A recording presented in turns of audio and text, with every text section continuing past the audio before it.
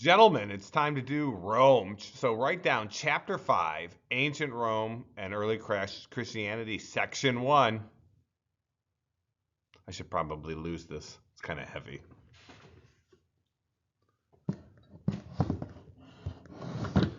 All right. You ready to do this? Okay. So when we talk about Rome, in case you're not sure where that's at, the Roman Empire begins in the center of the Italian peninsula. So if you know what Italy looks like, Italy is in southern Europe. So look at the map there, and Italy sticks out. It looks like a boot. And about halfway up the boot is where the city of that Rome begins. Now, the complex thing about this is their capital city, where these people start, is called Rome, but also their entire empire will also be known as the Roman Empire. So people will talk about it like it's interchangeable. They'll like say, "Oh, the Rome," and they also call the people the Romans. But all of that starts in this city that is in the center of Italy.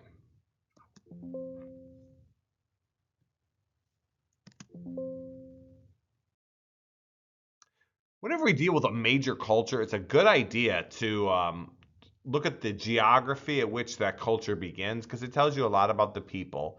You know, cultures can start wherever they want to. People pick locations for a reason. And the people that start what we call the Roman Empire begin in an area. They select an area where there are a small spot where there are 7 hills. And they start their city at the base of these 7 hills. It's surrounded by and right next to a river. Now you understand the river component because as I've said in the past, people require water. Water is life. In the modern world, we can bring water to us, but back then, people brought themselves to the water. And so the name of the river is the Tiber. And why would you pick a city at the basin of to be surrounded by 7 hills? There's a few reasons. One is that it's defensible, right? Because that if someone's going to advance on your area, you can go up on the hills and see them advancing from a distance, but they're also going to have to come in between some of those hills, which creates like a choke point. So it's easier to defend. Also, just on an agricultural point, having civilizations at the base of mountains or hills is great because over time, after mountains form, the erosion of water basically brings nutrients down into the soil. So the soils usually at the base of mountains or hills are also very, very fertile. And so you've got fresh water, fertile land, and a great defensible location.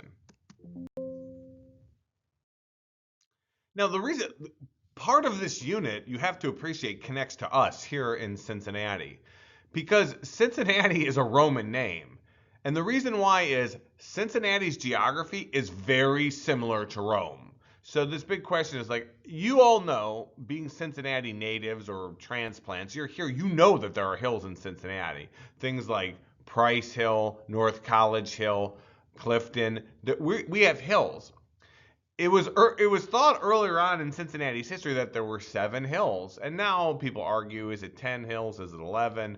But the thing is, so you have a major city starting up next to a large freshwater river. Now, obviously for the Romans it was the Tiber, but here in Cincinnati it's the Ohio. So people that were early transplants to this area were thinking a lot about Rome. So we have a connection directly to that, and I'll get to where the name Cincinnati comes from. Okay, so who are these people? The name of the tribe that founds Rome, and this matters, they're the Latin people. They call themselves Latins. And we're not 100% sure, like historians don't know exactly when the Latins founded, but they would guess somewhere between 500 and 1000 BC. So a long time ago, this tribe starts up.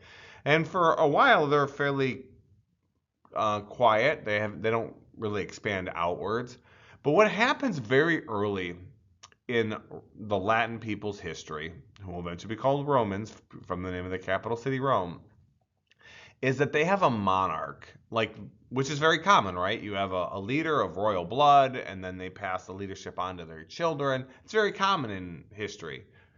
But what happens though, and this makes the Romans so unusual, is that their monarch is cruel and wicked, and they just overthrow him. That's unusual. That does not happen that very often. And when they overthrow him, the people decide we are not having another monarch. We refuse. No more kings. We would rather make decisions for ourselves. And so what the Romans found and very early on in 500 BC is they found what's called a republic. And this should sound familiar to you. A republic is a type of democracy in which citizens elect people to make decisions for them. Democracy, as I've covered earlier, just means that people have a voice in government. Democracies look different all over the world. But you can have what's called a democratic republic where you have a voice in government, and specifically as the republic component, you elect someone to make decisions for you. Well, why would you do that? Having a pure democracy, first of all, our founders weren't huge fans of that. They said that a pure democracy is two wolves and a sheep voting on what's for dinner. And so the idea that majority rule is not always the best rule. But here's another reason for a republic. It's the idea that, if I'm just a farmer, I don't know about all the strategic decisions that need to be made protecting a city. Or if I'm a teacher, how do I know about food production? And so the idea is that you hire people, you elect people that know things that make decisions in your best interest or whatever you believe is the best interest of your civilizations. You elect people. And in the United States, we're both a democracy because we can directly vote for things, but we're also a republic where we put people in charge to make decisions. Does that make sense? I know it seems like there's a lot of confusion, especially in our government, about what we actually are. Now, who is Cincinnati actually named after? Cincinnati's name, like I told you earlier, it is a Roman name. You don't have to write this, guys. Write the part where it says important person, Lucius Quintus Cincinnatus, and then we're going to add to it on the next slide. But I'm just going to read this. What was wanted was not only a strong man, but one who was free to act, unshackled by the laws. He should therefore nominate Lucius Quintus as dictator, for he had the courage and the resolution which such great powers demanded. Listen, Livy was a historian. And so who is this man? Lucius Quintus Cincinnatus. Definitely write this part. So at one point in history, Rome is being threatened by three separate enemies. And in Roman history, they can elect what's called a dictator, and I will add that to your notes in a few minutes. But what a dictator is someone who's given all the power. Remember, Romans very much are jealous of their power. They don't want another monarch. They don't want an all-powerful ruler to make decisions. But the Roman people are very practical. They recognize that bureaucracy, all this decision-making, is very slow. And if there's ever an absolute emergency, and consider how, like the ancient world, how slow communication was, that they could nominate one person among them to become dictator, which meant they had all the power in Rome. Whatever a dictator wanted would be done. Now, this came with an automatic term limit because the Romans were jealous of their power, and they would give this person the ability to deal with whatever the emergency was. Now, I'm going to get back to that. I will add that further in your notes in a minute. But there was a man who'd previously been in the Senate of Rome, and his name was Cincinnatus. And when he'd completed his time with that, he was a farmer. And he was just a farmer doing his thing. And they came to him, the Romans came to him, and they said, his fellow citizens said, look, these armies are coming upon us. We need someone to do something. Will you take the title of dictator? And he does. And he became dictator.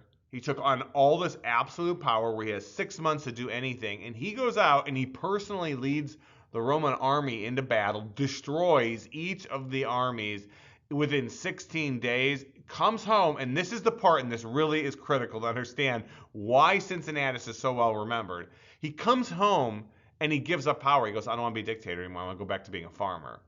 The fact that he didn't want the fact that he doesn't want the power, the fact that he's willing to give up the extra 5.5 months of getting whatever he wants and doing whatever he wants, that is why in Roman history, Cincinnatus is considered the perfect leader, the perfect dictator, because it is the man who gets power that is willing to give it up.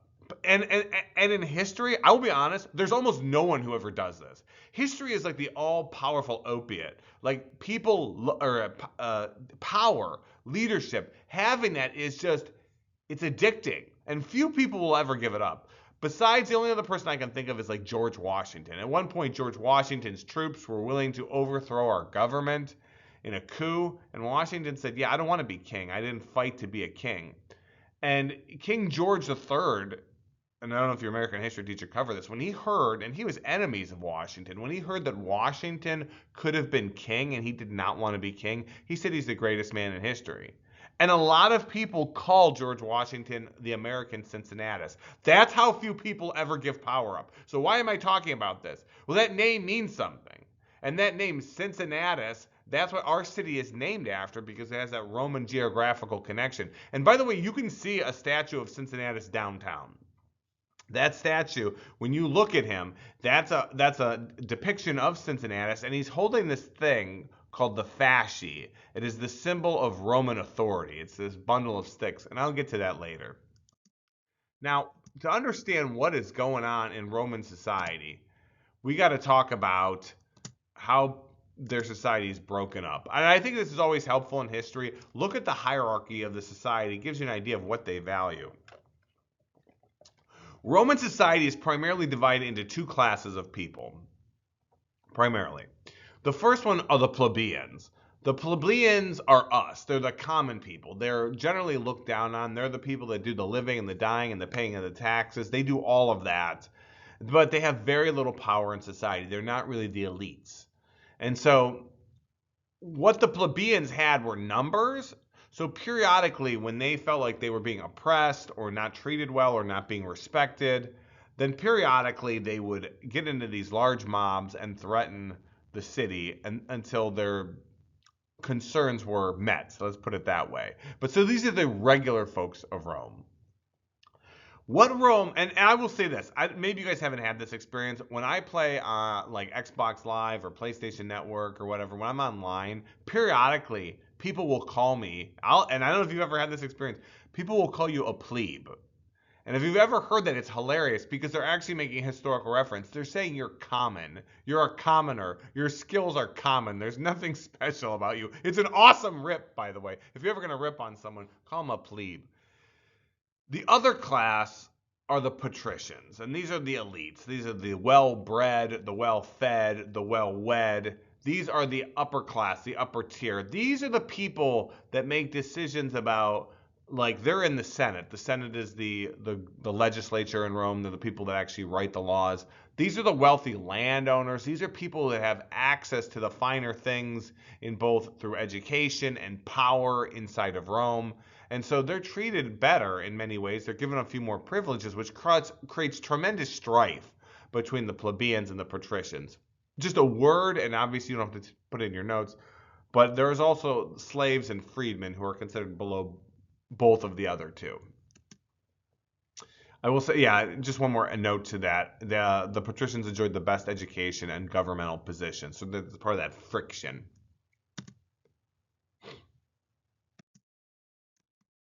Because of the disparity in power and creates friction, the Romans eventually create this thing called the 12 tables. Now, the word table really in the modern vernacular or language would be tablets, but they use the word tables. And they're created about the year 451 BC. And why does this matter?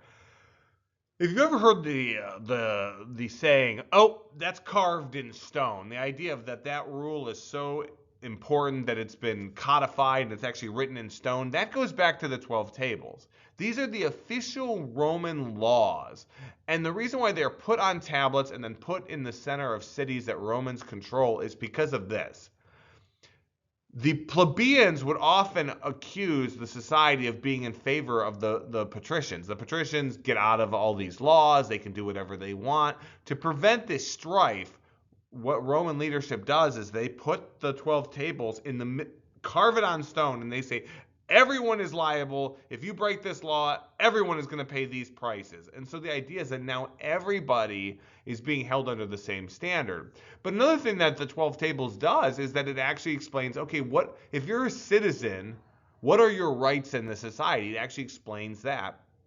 Now, keep in mind, citizenship inside Rome had great privileges, but also not everyone was considered a citizen. You had to be an adult male landowner, which also creates some strife within the society about who has privileges and who doesn't. But the idea of equality before the law starts to bring down tension. We would say in the modern sense of like governments that it's a safety valve. It's a thing that allows pressure to be released. The idea that we are equal, whether you're a patrician or plebeian. When you violate a law or you violate my rights, you will pay the same price as everyone else. And that's why the 12 tables matters. Now, let's break down how Roman government works. So what is their so again, they use a republic, right? And the Romans, I think it's fair and it's not rude to say this. The Romans are paranoid about one person getting too powerful, right? They tried the monarch thing, they didn't like it, you know? And so what they do is they're going to have one person in charge of Rome with another person. They won't have one leader, they have two leaders. And this is called the co-consul system or the consul system. The Romans will elect not one, but two men. And what they do to prevent one of those men from getting too powerful is that if they're going to make a decision, the other person can always veto what they're doing. So they have to make decisions together. Whatever they're going to do, they have to both agree on these decisions. Obviously, that creates some bureaucracy and slows things down. But the purpose for Romans realized too much power creates an incentive for someone to take over. Now, okay, so you've got these two people voting, or making decisions together. Well, what prevents one of them from just like taking over? Well, here's another thing the Romans do. In the consul system, one man leads the army one day, and that same day, the other man he directs the government. So one of these is in charge of the government, one's in charge of the army, and then they switch off. And so, like, one day, if I'm in charge of the army, it would be difficult for me to try to overthrow the Roman government and make myself king. Because even though I'm just in charge of the army, I don't have access to all the resources and everything that the person who directs the government, like things like soldier pay or, equipment. And so by doing this together, it prevents a takeover of the society. It shows you how paranoid they are, but it also shows their respect for the republic, the idea that people have a voice and they get to decide who the leadership is. The last thing I want to talk about is that what the Romans create is a body of individuals who are usually from the patrician class that vote to create laws. So they will sit and write laws and then they will vote on those laws. And they called this group the Senate. We would say that this group is also called a legislature, groups that write laws. We have what's called a bicameral legislator. There's two groups in our system that write laws. One is the Senate, one is the House. We got this from the Romans, the idea of the Senate, a group that writes laws that's separate from the people who are elected to make decisions. So let's a little bit more about the Roman government structure. I've already kind of teased this, but now's the time. So Romans, in a point of emergency, a point where there's an absolute catastrophe occurring, the Romans can actually nominate a dictator. And the dictator is someone who's given total power for 6 months. The ideal dictator, going back to the idea of Cincinnatus, is someone that the way that they respond to power is they want to give it up. They want to do what's best for Rome and then give power up. This is only done in a crisis. Only done in a crisis. And it's only for a 6-month term. Now,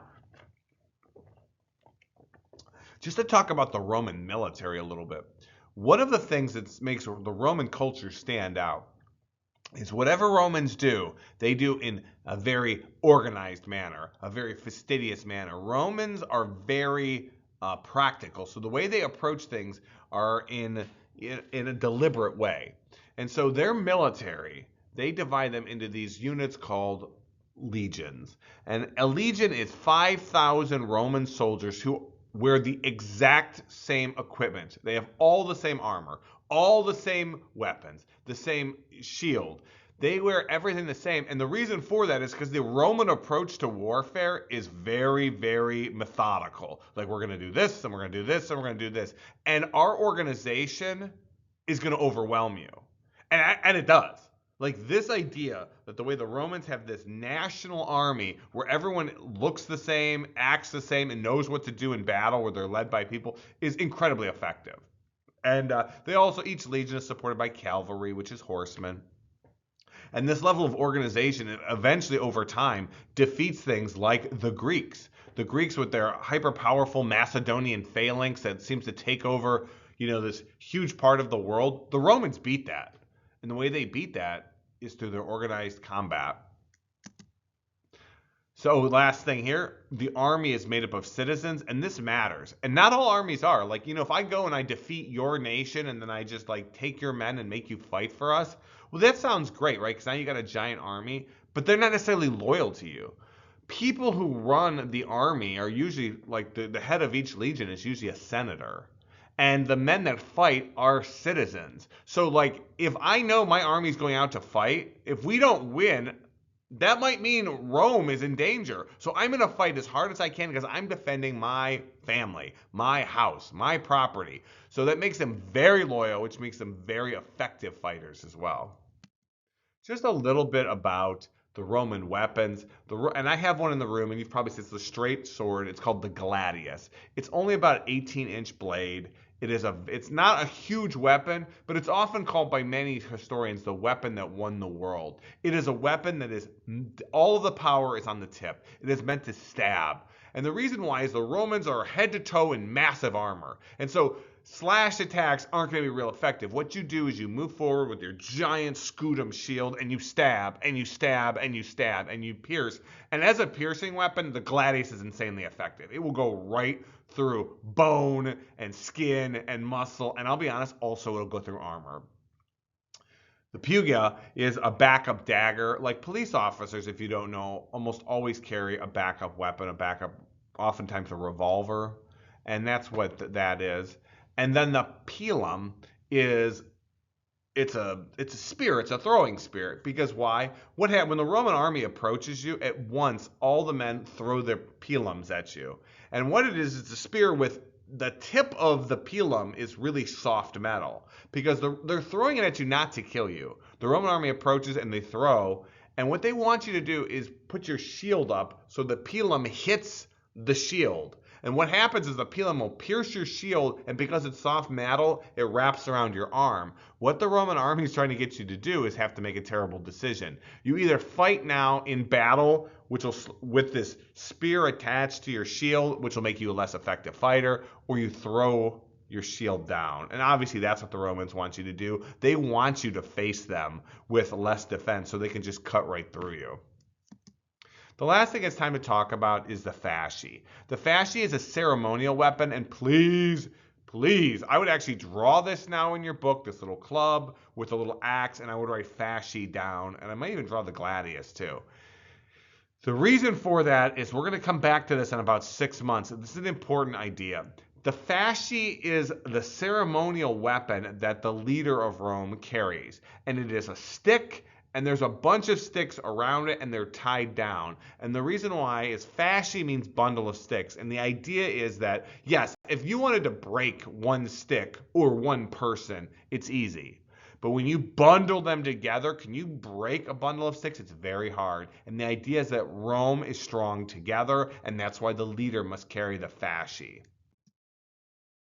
Just a real quick example of Roman armor. And if you're in my classroom, you see I have this exact Roman armor on the stand with the helmet. I started today with the helmet. They have the banded metal armor that goes over you. Underneath it's heavy cloth. It's a toga and cloth. And the Romans were like head to toe in this. Or they could wear what you see as a molded breastplate, which is a little less common. So they're head to toe in heavy armor.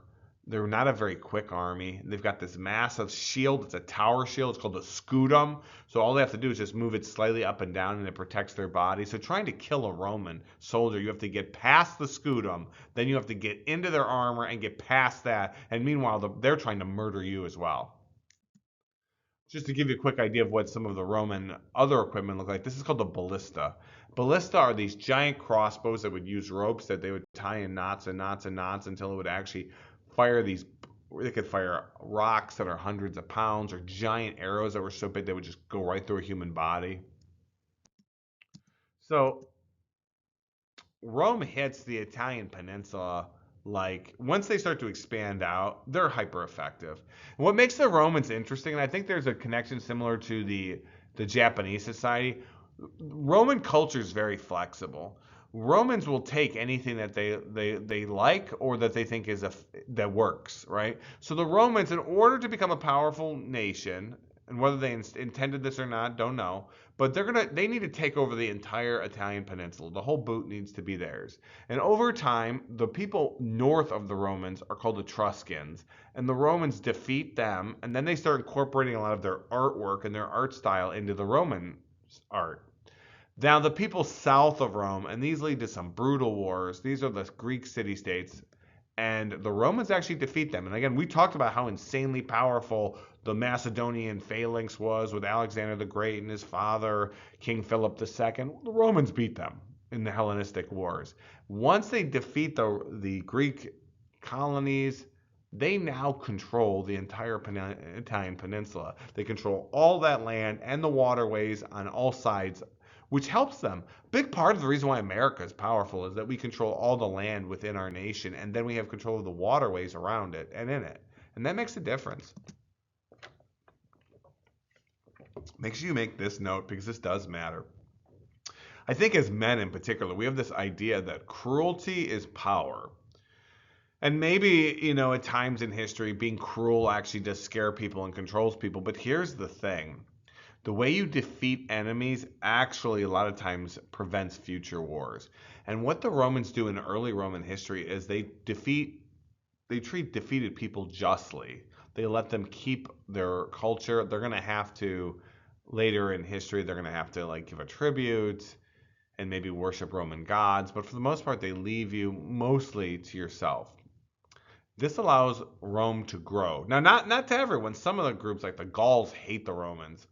But for the most part, it means Rome doesn't have to keep defeating the same people over and over and over again. They'll just accept it, and then the empire grows.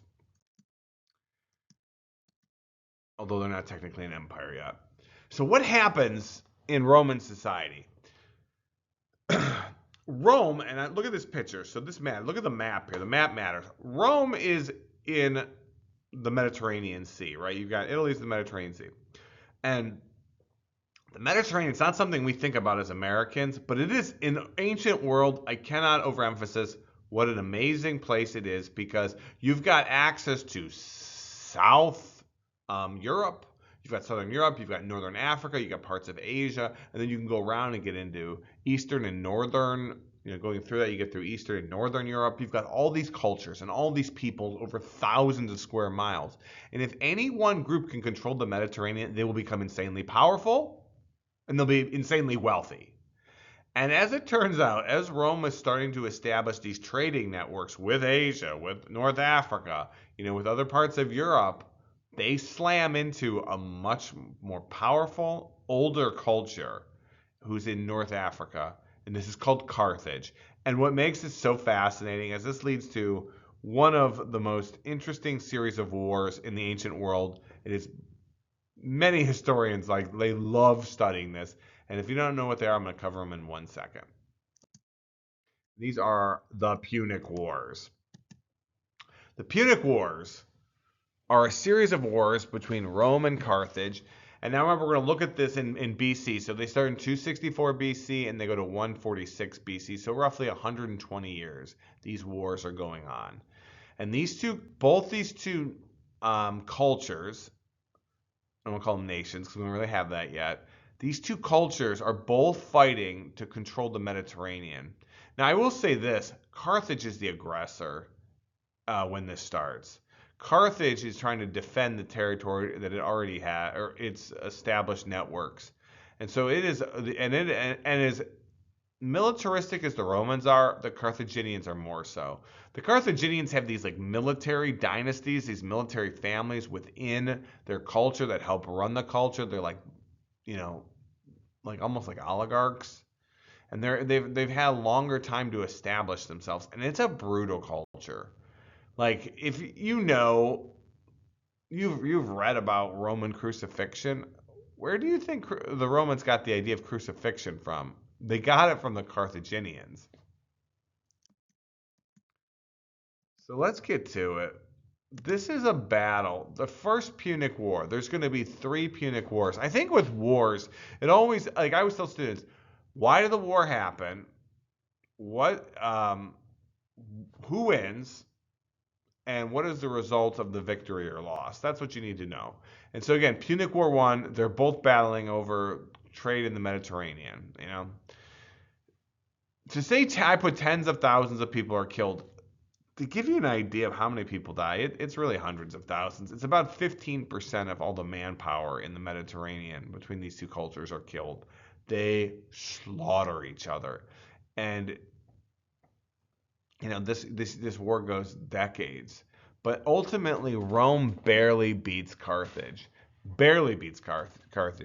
And so, what's the result? Rome takes Sicily from Carthage. And this matters because Sicily is the little ball, it's a little soccer ball island next to Italy. And that means when Carthage had access to it, it means it's much easier to invade Rome. They're not going to have that advantage anymore. And the other thing is that the other thing Carthage accepts is they now have to limit the size of their navy. And the reason why the Romans do this is they don't want to fight them again. And so if you have a smaller navy and you're in North Africa, you can't invade us. And so they accept that.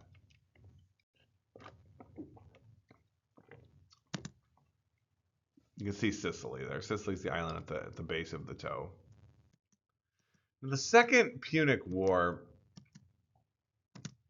is wild.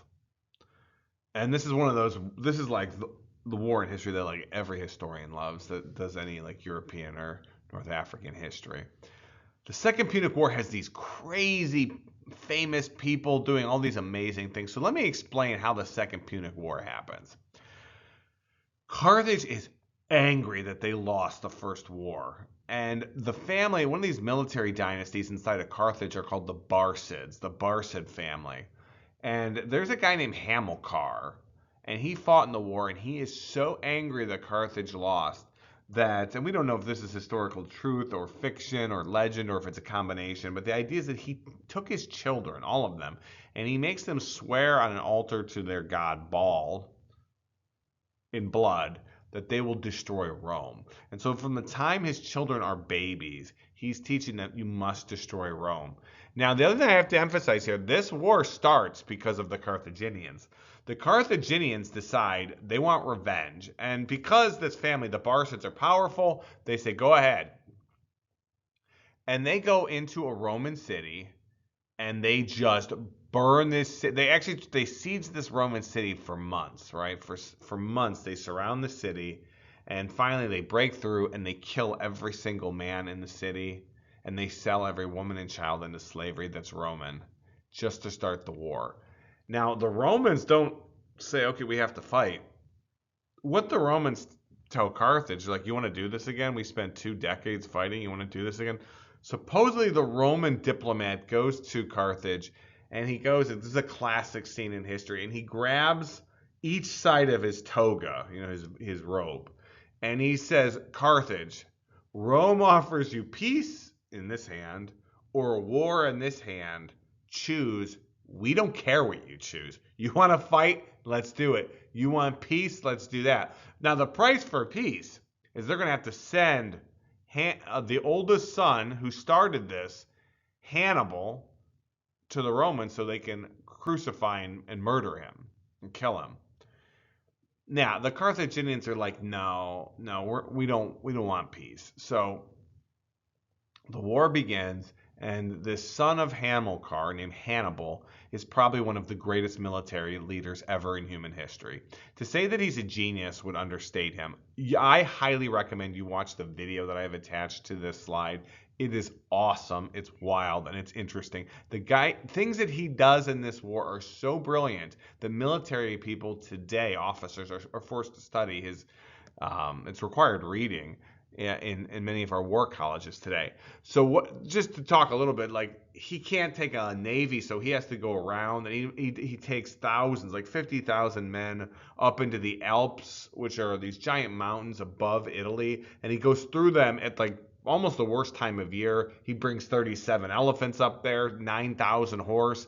Like a third of all these people die, and then he gets into the Italian peninsula, and the Romans are like, oh my gosh, he's now in our peninsula. And every army that they send at Hannibal, and I'm talking about armies that are 3 times larger, he wipes them out. One of them, every single human in that army. He cuts off the heads of Roman leaders and sends that back to Rome. He does everything you can imagine, and the Romans cannot beat him. As powerful as they are, they can't beat Hannibal. And for 10 years, he runs up and down the Italian peninsula, destroying and burning things, and the Romans are helpless. And finally, there is one leader named Scipio the Africanus.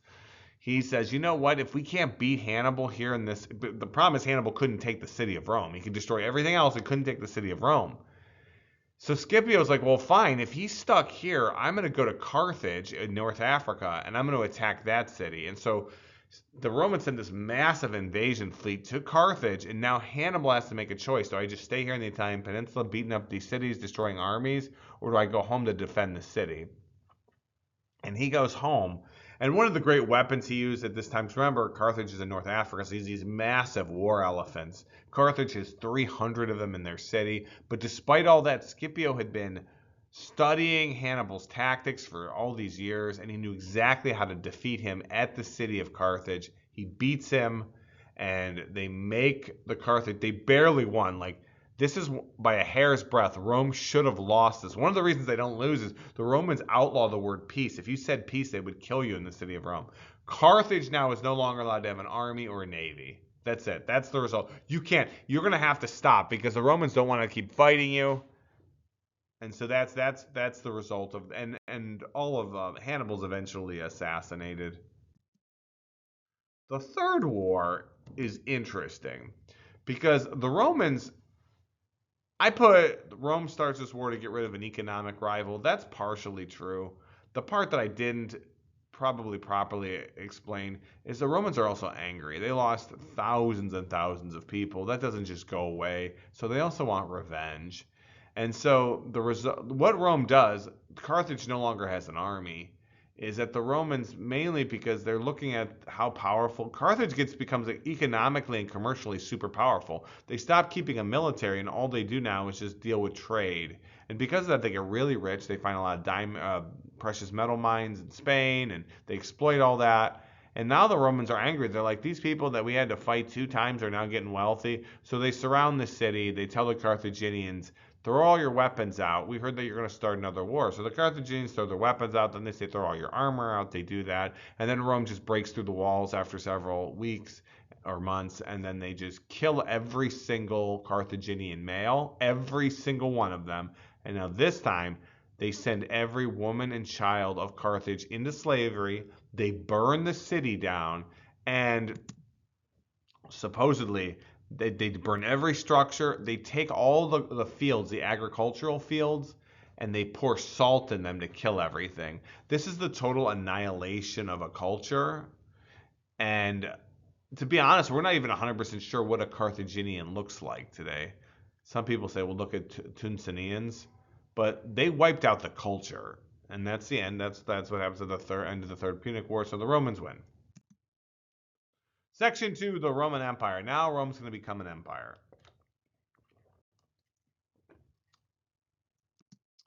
So you've all heard of this guy, but do you actually know anything about him? He's a fascinating human being. His name is Julius Caesar. Julius Caesar is a brilliant Roman general, and he fights in an area called Gaul, and that would be roughly France and Belgium today. The people of Gaul are powerful warriors that do not want to be under the boot of Rome. And Rome, as now it's expanding, wants to control those areas. They exploit the resources and they just push their empire further out. In the 9 years that Julius Caesar fought these incredibly powerful warriors, he only loses 2 times. And so the people of Rome love him. One thing you have to understand in history, and you're the same way, people love winners. Like, we like winners. And Caesar's a winner. And so he becomes like kind of a celebrity in Rome. Now, he's also in the Senate. Like, he's the head of a legion and he's the head of the Senate. So he has some political power. Well, people start to fear him because they're like, oh my gosh, this guy's such a good general and everyone in Rome loves him and he has political power. What if this guy decides to overthrow our government? I told you, like, paranoia is a part of the Roman government culture. And so this is great because it's just fascinating because the Romans inadvertently create the thing that they're afraid of. Inside of Rome, there's a group called the Triumvirate. They're a group of like three rulers that have a lot of political power inside of Rome.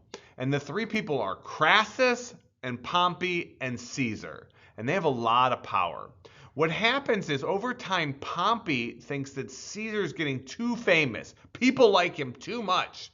And he's like, well, if he gets too powerful, what if he decides to become king or something?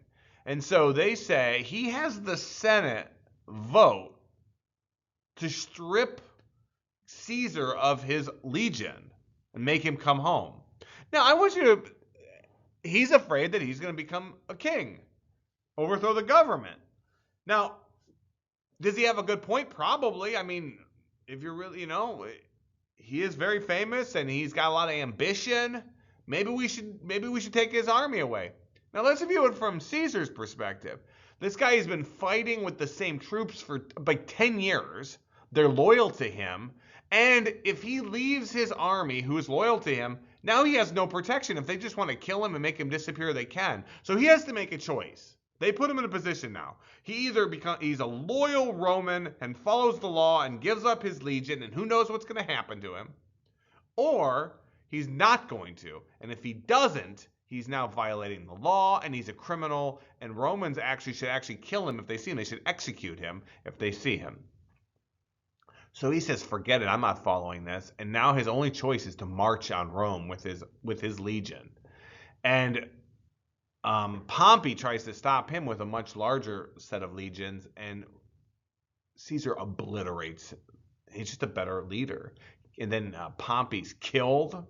A civil war breaks out now because they're fighting over who's going to control Rome.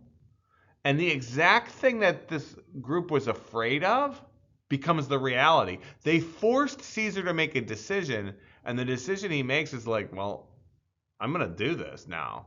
Now, we don't know what would have happened, but we know that they put him in a position. He's like, well, I'm not losing my legions. So he kills Pompey. Now, does he make himself king?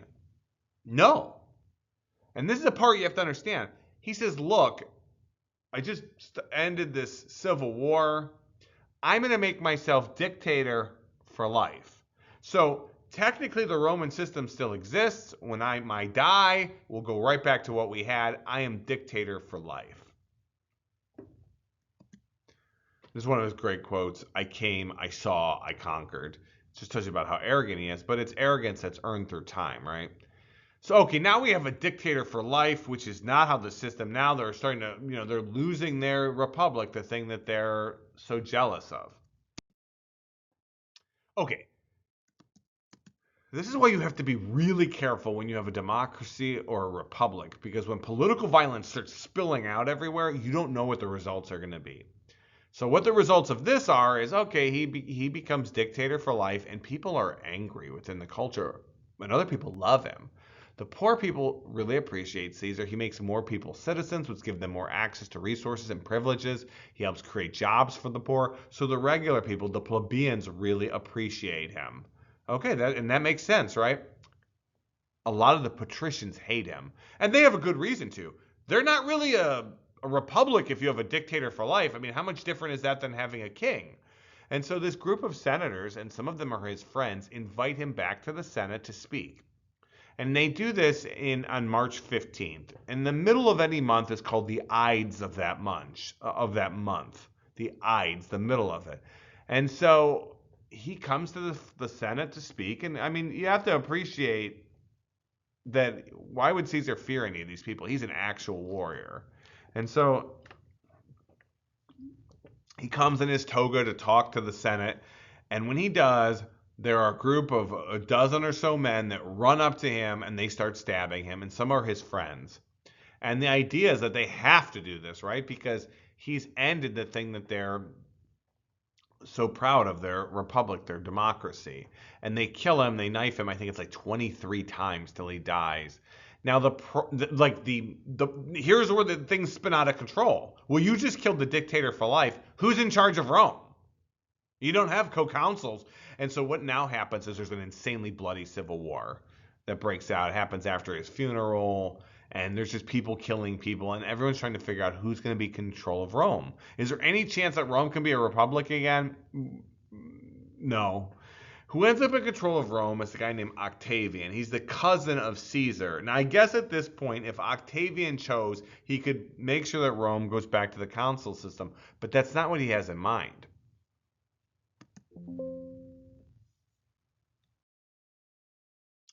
What Octavian has in mind, and this is where things get just fascinating.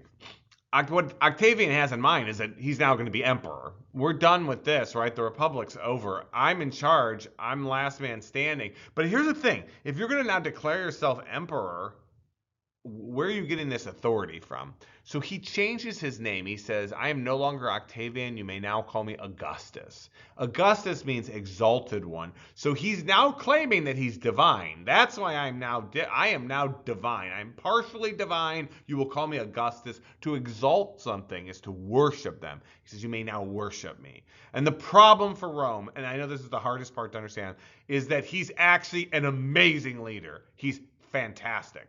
He does a lot of the things that Rome needed. He starts cutting through the bureaucracy. He does a great job fixing a lot of the issues within the Roman government system. But they're not, and because of this, they're economically getting stronger. He starts eliminating a lot of the costly wars. And what happens is, this is a problem. Because if you had the first emperor, the first king, was really terrible, well, what's likely to happen? They're likely to go back to being a republic after him. But the actual problem is he's so good, and what he's setting up Rome, he has this thing, the Pax Romana. They're going to get 200 years of peace. And we call it a peace dividend. Rather than having to waste money on having a really strong military constantly, they can expand their economy, and there's greater prosperity and wealth. And that's a problem. Because now, what are people's expectations? They're like, well, we had a republic, we had nothing, we had confusion and bureaucracy and all these problems. Oh, the answer was we should have just had a king all along, an emperor. And that's what people think. But here's the even bigger issue. Most people are not good at their jobs. Remember this. Many of you in this classroom have jobs, right? 50% of people you work with are below average. How many people are exceptional at the job that you have, if you have a job? Or what if you're on a sports team? How many are exceptional? Or how about this? How many teachers are exceptional? Most people are not exceptional. That's why the word exceptional exists. Augustus is exceptional. Well, how many of the future rulers are not going to be? How many future rulers are going to be mediocre, or just okay, or good? Or how many are going to be below average? And they just kind of stink. And they make bad decisions, and it's hurting society. Oh, and by the way, they live 40 years. So you have 40 years of malaise. And then here's the real problem. What happens when you start getting evil people, wicked people, psychopathic people, and they have total power? What are they going to do to Rome? That's what's coming for Rome. They're going to start getting the Commoduses, the Caligulas, the Neros, people who are sadistic and wicked, and their lust for things have no boundaries. Once you have an emperor, how are you going to stop that? Now, we're going to watch the movie Gladiator, probably. And so just to set you up for that, and just to understand what happens in Rome is they construct this large building, and this building is called the Colosseum. The Colosseum is one of the remarkable buildings of the ancient world. It is almost impossible to explain how cool the Colosseum is. It's this giant building. It can fit 55,000 people in it. It is designed so well that if they wanted to flood the Colosseum, they could flood it, and they could have naval battles. And what makes that crazy is the thing that makes the Colosseum amazing isn't the Colosseum itself, it's what's below the Colosseum. The Colosseum has this area called the Hypogeum. It's this huge area under the Colosseum that can house thousands of animals and fighters and weapons and everything you would need, and slaves, and then it has trap doors and elevators. So while you're watching two people fight or a chariot race, all of a sudden trap doors open up and new fighters are put up there, or an elephant, or a giraffe, or 30 leopards come out. The Colosseum is this incredibly well designed, so well designed that it's got this below area that they can keep springing up interesting things. And most of the entertainment was what's called gladiator fights. And you have some idea of that. We all, in our culture, gladiators are slaves who would fight for people's entertainment. If a gladiator won, enough times, and I think in some of the areas it was 10 times. If they could win 10 times, then they could be offered their freedom by the emperor. But the thing is, these men were celebrities. I can't overemphasize how popular gladiator fighting was at different eras. And and they would. But the thing is, a lot of times they're fighting to the death, and that gets boring over time. So they started to like create different variations where people had to wear these gigantic helmets with just a little vision, and then soon they would have a gladiator fighting a bunch of crocodiles or whatever you can imagine. They would do war simulators, naval simulators, whatever would tantalize the people. And so why are they doing this? One, it's the Roman culture is very militaristic and it interests the people. But the other reason that they did this, it's to distract the Roman people. See, if people are focusing on what games are coming up or what battles are coming up or this, that, and the other, what they're not focusing on is the decisions the government's making. And then the further that we go into Roman history, as things are getting worse and worse and worse, they really do, some of the emperors really do use the Colosseum as a way to draw people's eye away from their terrible decision. And the old saying is, as long as you give people bread, because they would throw food out into the Colosseum, and circuses, which means entertainment, you give people bread and circuses, and they don't care what's happening. So section 3, the rise of Christianity. Section 3, the rise of Christianity. So let's talk about this. The Romans conquered this area called Judea. And inside of Judea, this is the home of many Jews. And we've talked about the Jewish people in the past, and they make it a part of their empire. The thing is, the Jews have a prophecy that says that at some point they will have a Messiah that will set them free. Now, that's vague in some ways because you have to appreciate that the Jews as a people have been held in bondage and slavery multiple times, right? The Babylonians take them over, and then the Assyrians take them from the Babylonians, and so on and so forth. So within Jewish prophecy, you start to get this prophecy that there's a Messiah coming, an anointed one from God who will set them free. Well, once the Romans come in and now conquer them, now the Romans don't enslave them, but they're conquered people, right? You're going to pay tribute, you're going to pay the taxes to the Romans, you're going to do the things that the Romans ask you to do, and your culture is going to have to accommodate Roman culture, including worship the emperor, if that's being asked. And so what happens though now is that some Jews start to believe that this prophecy refers to the Messiah setting them free from the Romans. And this leads us to certainly one of the most impactful people ever to live, and that's Jesus of Nazareth. And so what can we say about him? So he is a Jew born somewhere between 6 and 4 BC, right in that range, and he's raised in this region called Nazareth, which is why he's often referred to as Jesus of Nazareth. And we haven't done this yet in history, but it's in this class. But at some point, we're going to have you look at your names. Most people's names, their last name either refers to an occupation that someone in your family did or the region that you're from. And so Jesus of Nazareth is telling you where he's from. Jesus is a fascinating person, just exempting him the fact that most of the people in this room worship Jesus as God, but just separating that as a historical person, he's fascinating. The reason why in Jewish society, people that were a part of the religious class, the rabbinical class, the rabbis, they really started preaching and learning the word, the Torah, early on, like when they were a kid, and they would have to memorize huge parts of that. So later in life, they could preach. But they had to spend decades of their life doing that. What we know of Jesus of Nazareth is that he was not in the rabbinical class. He is the son of a carpenter. And carpenter does not necessarily mean woodsmith. It could also mean a stonemason. We don't know what his dad Joseph actually did. He either worked with wood or stone. Could be either. And so Jesus would have been raised that way too. He's someone who works with his hands. He's a regular person, just like 99% of the people in that area. But around the age 30, he starts preaching the word. And he's preaching much of what's in the Torah. He's preaching monotheism. He's preaching the Ten Commandments. But then he starts to add and go past that. And he starts performing good works. And he starts performing miracles. And he does this for 3 years. And what he probably, I would tell you, the most not significant, but one of the, I would say, strangest things that he's teaching, and you have to consider this, is he stresses that you have to have love of not just friends and family, but you should love the people that hate you and hurt you and don't want to kill you.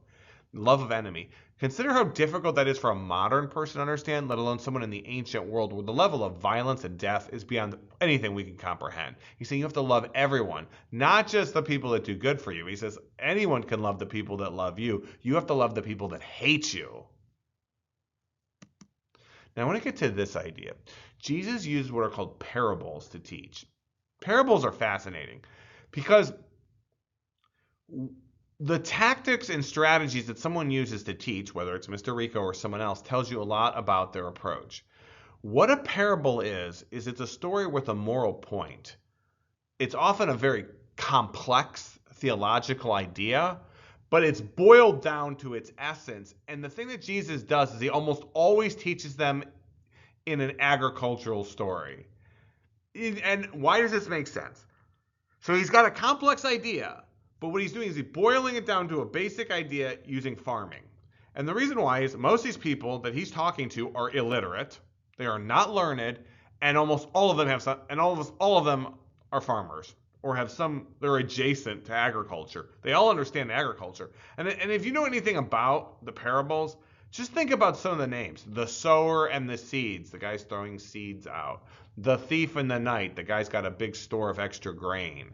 Like the most classic is the prodigal son, right? The prodigal son is all about agriculture. It's a story about agriculture, and in that story, Jesus is trying to teach this complex idea, and it's forgiveness, right? This kid tells his dad, I want my half of the estate. That when you're going to die, instead of getting it when you die, I want it now. The father gives it to him, which is unbelievable. He sells like all the stuff, gives it to his kid, and then his kid goes and he parties with it, right?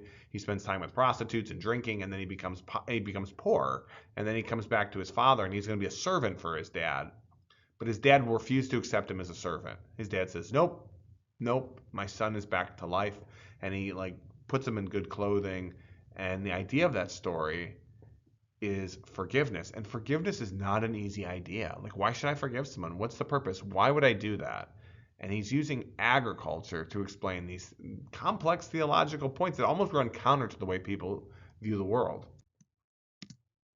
A little bit more with Christianity.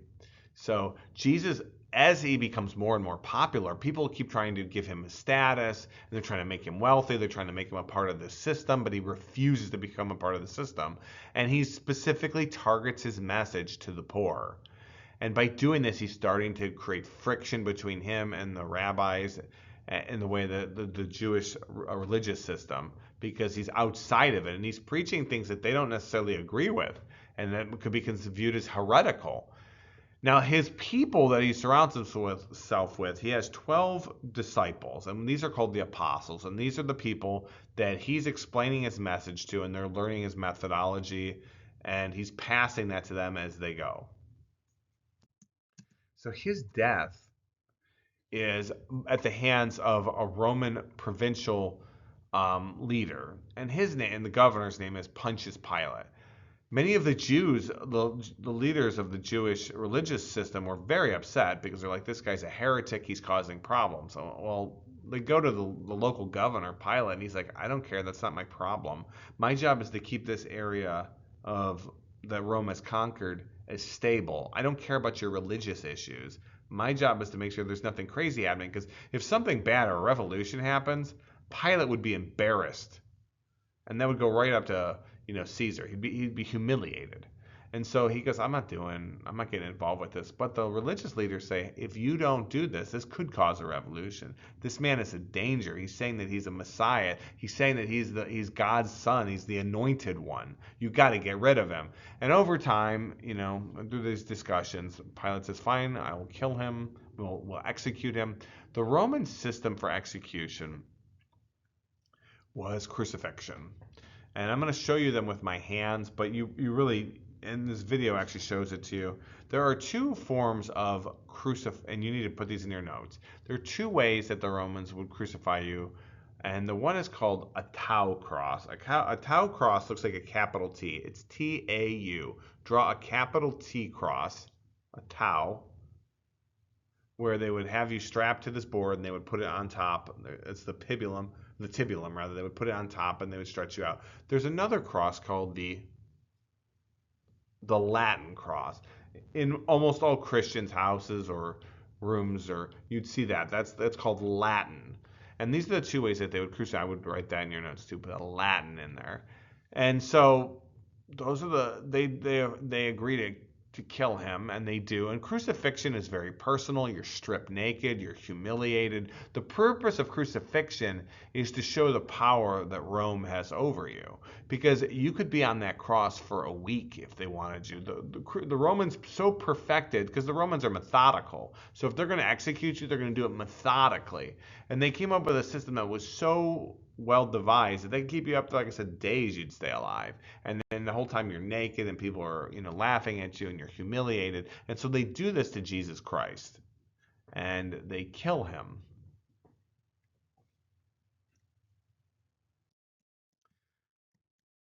The thing is, though, through the death of Jesus, it does not slow down his word. And it actually, Christianity starts to grow.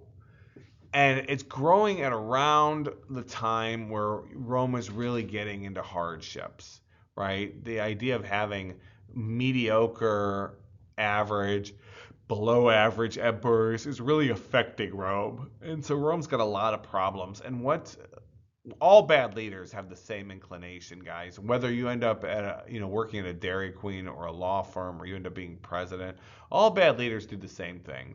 As soon as things get bad, they look to someone else to blame, and we call that a scapegoat.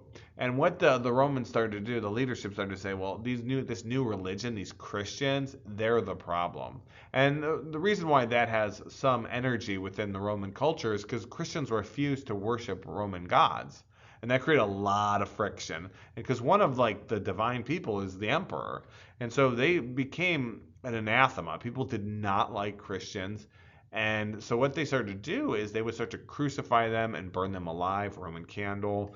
They would start tying people up and letting lions eat them inside the Colosseum. There's a little mosaic there of it looks like a leopard attacking and eating a Christian who's tied up and helpless. And that became like a sport where they would just murder Christians in the thousands as a part of the bloodlust from the Colosseum. There was even an entire legion of Christians, a whole Roman legion, a military unit that was Christian, and the entire legion was executed. Hey guys, all right, so let's get this going. So now we have one of these important, huge people in history, and so Christianity obviously is being persecuted for hundreds of years. And then this man named Constantine, who is an emperor of Rome, becomes emperor of Rome. And Constantine, who's actually a warrior emperor, and at one point he's actually going into battle, and he thinks he's going to lose against an enemy, and he actually prays to the Christian God, and he says, "Look, if you win this, if I win this battle, then I'll become Christian."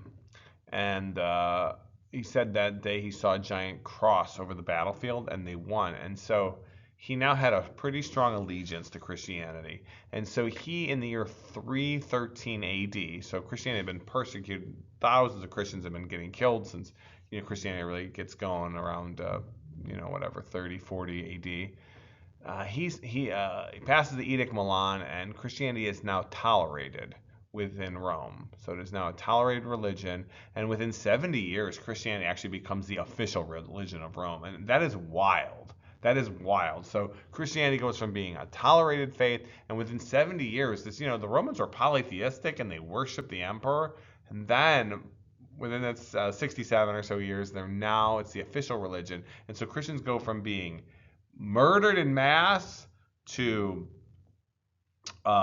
being tolerated to now being the official religion of Rome, which means the bishop of Rome, That bishop in charge of that area becomes very powerful within Rome.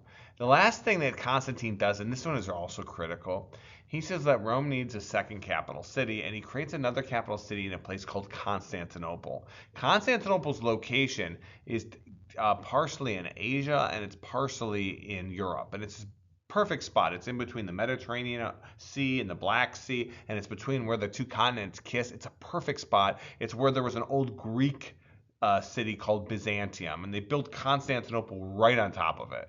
That's really going to matter because, as you see, that what do you see what unfolds with Roman history? Okay, so what happens to Rome? How does it fall? Why does it fall? A lot of people you'll hear the term that America is the new Rome. So I would think that why do people say that? Is that true? Is that something we should be aware of? Does that connect to modern America? I don't know. Let's look at the reasons why Rome fell.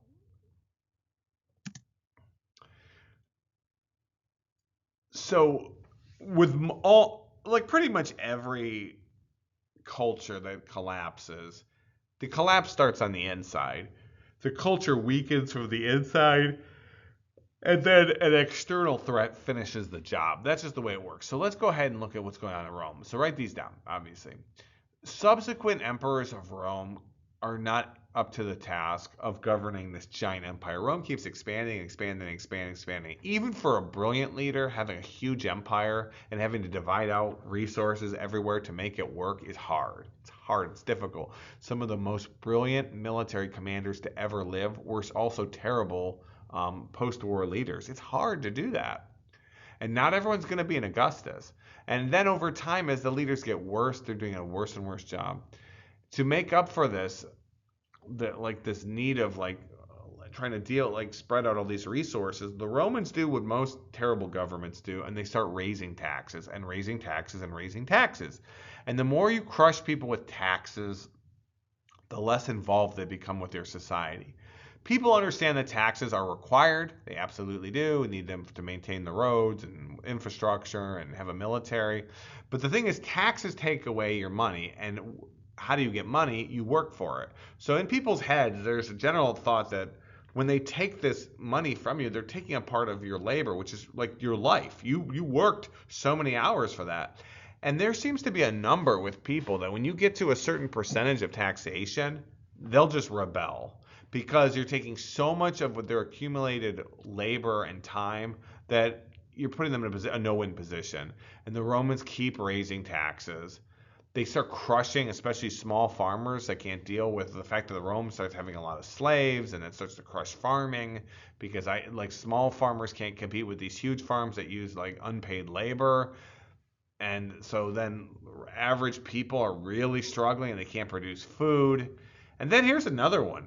The average Roman citizen just lose interest in the culture of Rome. They don't want to pay, the taxes are high, so they don't want to pay taxes. They don't really care about Rome. They don't want to fight in their army. And now Rome has to start paying like mercenaries to fight in their army who aren't as good because they're not as interested in winning because it's not their culture. And this last point, it's so funny because up until a couple years ago, students had no idea what I was talking about. What do the Romans do? They start devaluing their currency they start creating inflation, and that means the Roman money is worth less, and it makes it harder to live, and it creates more pressure on the average person. And that's when this guy shows up. So you got all these internal problems. Well, what's the external problem? Well, the external problem is a guy named Attila the Hun. Attila the Hun is one of the great warriors in history, and he's probably like a Hunnic Tartar. He's probably someone from northern China area over there, or Mongol.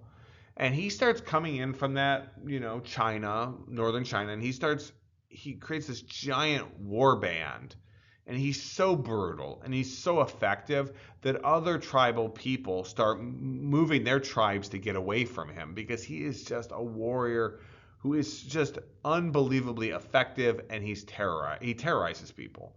And so all these other tribes start moving to get away from him. Well, they're pushing into Roman lands. And the Romans are trying to hold these territories, and more tribes are pouring in. And by the way, Attila's coming too. And it just puts so much pressure on Rome that The last Western Roman emperor falls to the Germanic people in 470 AD. Rome, the city of Rome collapses. Now, I do want to emphasize that Constantinople keeps going on, but it collapses because too much pressure, too many people flooding in to Rome, and Rome does not have the military, does not have the manpower, does not have the strength of culture to stop it. Just a classic line from this is a guy who actually plays Genghis Khan in a TV show. But here's one of Genghis Khan's great lines. I am the whip of God. He calls himself the scourge of God. He is the instrument of pain from God, and he's going to do it to you. And here's another one of his great lines. Where I walk, the grass will never grow again. It's an uncomfortable idea in history, guys, but some people just want to destroy. Some people just want to rip all the systems down and destroy. Genghis Khan is one of these people. Now, ironically, he's not the person that conquers Rome because he dies before that, but just the series of emotions that he puts in place creates the inevitable fall of Rome from the outside. Now, I need to stress this, though, and I put this slide on here because students are really stressed. Rome is not totally dead. The main city of Rome, named Rome, the capital city, has fallen. Rome has fallen, and much of its empire has collapsed. But remember, Constantine created a second Roman capital called Constantinople. It was built on the old Greek city of Byzantium. And if you look where it's at, it's right there. It's where the two continents kiss, and it's partially in Asia, partially in Europe. And this new second capital city that he had built is really fortunate that he had happened to build that because now when Western Rome falls, Eastern Rome is going to continue. And this is kind of weird because Rome is going to collapse, and this part of Europe is going to fall into a dark age where just chaos is occurring and reading and literacy collapses. But meanwhile, the other capital, Constantinople, goes on and it becomes this hyper rich, super wealthy, super fancy, super sophisticated culture with amazing buildings and a powerful army. It's going to do all that really while Western Rome is collapsing. Now, I need to sum up, as I usually do, when we have a great empire that falls, what are the accomplishments, right? Like, what's the scoreboard? So I don't know. It's kind of hard because Rome was around for 1,000 years. And by the way, the other half of Rome is going to go another 1,000 years. So it's really a 2,000-year culture. But let's go ahead and talk about this part of Rome. So what did Rome accomplish? Architecture, like Rome developed techniques for buildings that were so sophisticated that they can't be mirrored in some parts of the world for like 1,000 years. Romans invented concrete. They built roads wherever they went, and the reason why is so their military could march on them. So they built roads. I believe there are still roads in Europe today. 2,000 years later, there's still Roman paved paths that they put up.